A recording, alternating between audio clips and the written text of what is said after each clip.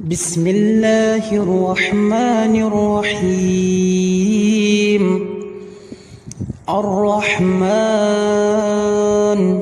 علم القرآن، خلق الإنسان، علمه البيان. الشمس والقمر بحسبان، والنجم والشجر يسجدان. والسماء رفعها ووضع الميزان، ألا تطغوا في الميزان، وأقيموا الوزن بالقسط ولا تخسروا الميزان. والأرض وزرعها للأنام، فيها فاكهة والنخل ذات الأكمام، والحب ذو العصف والريحان.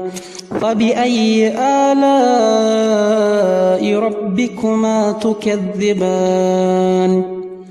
خلق الإنسان من صلصال كالفخار، وخلق الجان من مارج من نار. فبأي آلاء ربكما تكذبان؟ رب المشرقين ورب المغربين، فبأي آلاء ربكما تكذبان؟ مرج البحرين يلتقيان، بينهما برزخ لا يبغيان. فبأي آلاء ربكما تكذبان؟ يخرج منهما اللؤلؤ والمرجان، فبأي آلاء ربكما تكذبان؟ وله الجوار المنشآت في البحر كالأعلام، فبأي آلاء ربكما تكذبان؟ كل من عليها فان، ويبقى وجه ربك ذو الجلال والإكرام. فبأي آلاء ربكما تكذبان؟ يسأله من في السماوات والأرض، كل يوم هو في شأن. فبأي آلاء ربكما تكذبان؟ سنفرغ لكم أيها الثقلان، فبأي آلاء ربكما تكذبان؟ يا معشر الجن والإنس إن استطعتم أن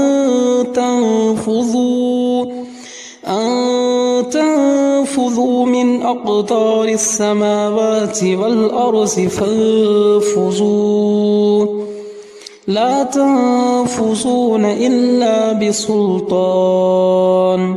فبأي آلاء ربكما تكذبان؟ يرسل عليكما شواظ من نار ونحاس فلا تنتصران. فبأي آلاء ربكما تكذبان؟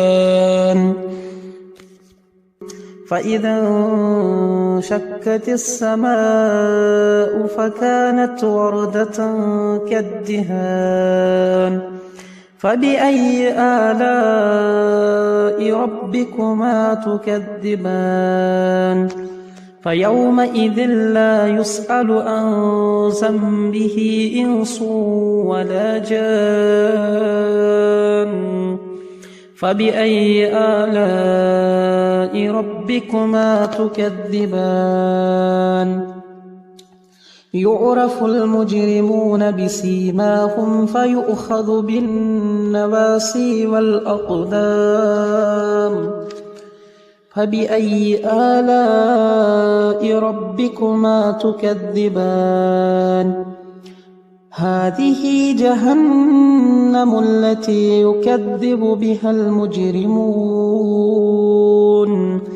يطوفون بينها وبين حميم آن فبأي آلاء ربكما تكذبان ولمن خاف مقام ربه جنتان فبأي آلاء ربكما تكذبان ذواتا أفنان فبأي آلاء ربكما تكذبان فيهما عينان تجريان فبأي آلاء ربكما تكذبان فيهما من كل فاكهة زوجان فبأي آلاء ربكما تكذبان متكئين على فرش بطائنها من استبرق وجنى الجنتين دان فبأي آلاء ربكما تكذبان فيهن قاصرات الطرف لم يطمثهن إنس قبلهم ولا جان فبأي آلاء ربكما تكذبان كأنهن الياقوت والمرجان فبأي آلاء ربكما تكذبان هل جزاء الإحسان إلا الإحسان فبأي آلاء ربكما تكذبان ومن دونهما جنتان فبأي آلاء ربكما تكذبان مدهامتان فبأي آلاء ربكما تكذبان فيهما عينان نضاختان فبأي آلاء ربكما تكذبان فيهما فاكهة والنخل ورمان فبأي آلاء ربكما تكذبان فيهن خيرات حسان فبأي آلاء ربكما تكذبان حور مقصورات في الخيام فبأي آلاء ربكما تكذبان لم يطمثهن إنس قبلهم ولا جان فبأي آلاء ربكما تكذبان متكئين على رفرف خضر وعبقري حسان فبأي آلاء ربكما تكذبان تبارك اسم ربك ذي الجلال والإكرام